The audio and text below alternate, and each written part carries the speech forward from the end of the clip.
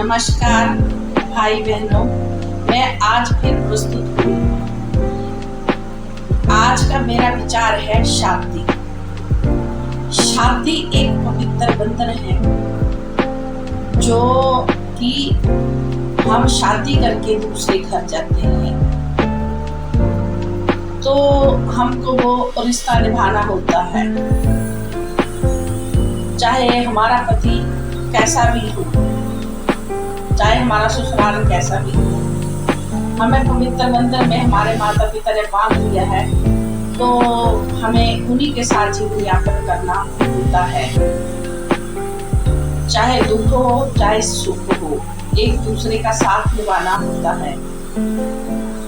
तो कुछ औरतें ऐसी हैं भगवान की पति उनके एक्सपायर हो जाते हैं, बीच में छोटी एज में उनके पति एक्सपायर हो जाते हैं, वो विधवा हो जाती हैं।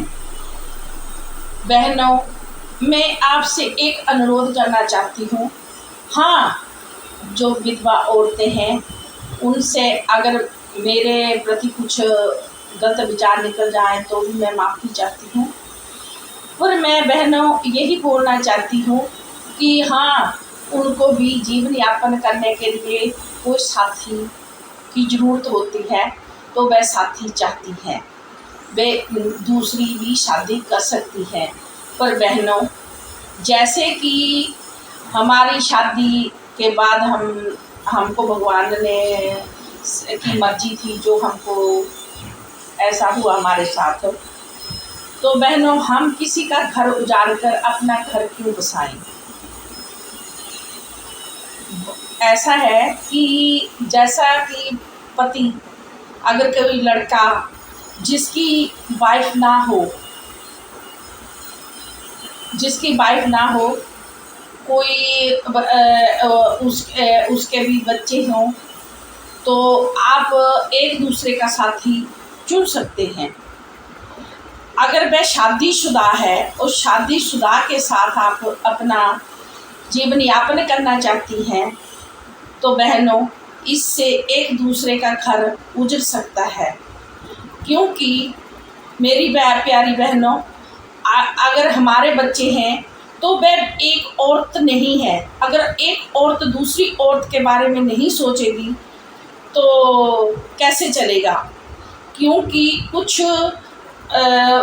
औरतें ऐसी होती हैं, शादीशुदा होती हैं और उनके बच्चे भी होते हैं, वो वे परिवार से जुड़ी होती हैं, और जाकर हम उन मर्दों के साथ या लड़कों के साथ बोल रहे कि हम अपना जीवन यापन कर लग पड़े तो एक परिवार उजड़ जाता है, उनके बच्चे बिखर जाते हैं, उनका परिवार बिखर जाता है।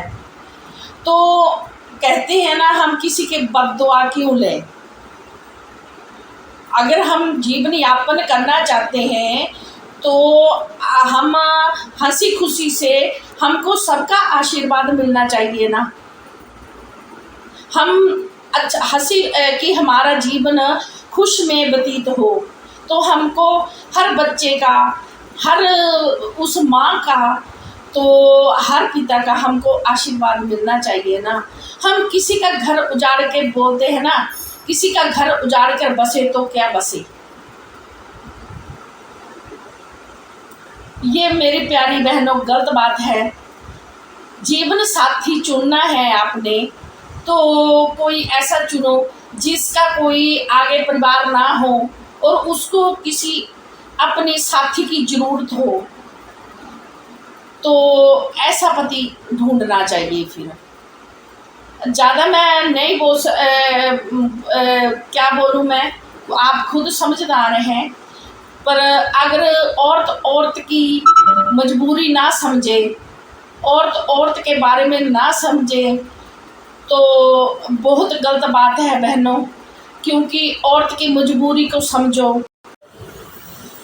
कुछ मैं अपने प्यारे भाइयों से भी कहना चाहती हूँ कि भाइयों, अपना परिवार को भी देखो। आप कि एक औरत की बुराई दूसरी औरत से करते फिरते रहते हो, ये भी मेरे प्यारे भाइयों गलत बात है। कि मुझे वो अच्छा नहीं रख रही है, मेरे साथ अच्छा व्यवहार नहीं कर रही है, मुझे ऐसा बोल रही है, ऐसे बोल रही है, मैं उसे तलाक दे दूंगा, मैं तेरे साथ रहूंगा,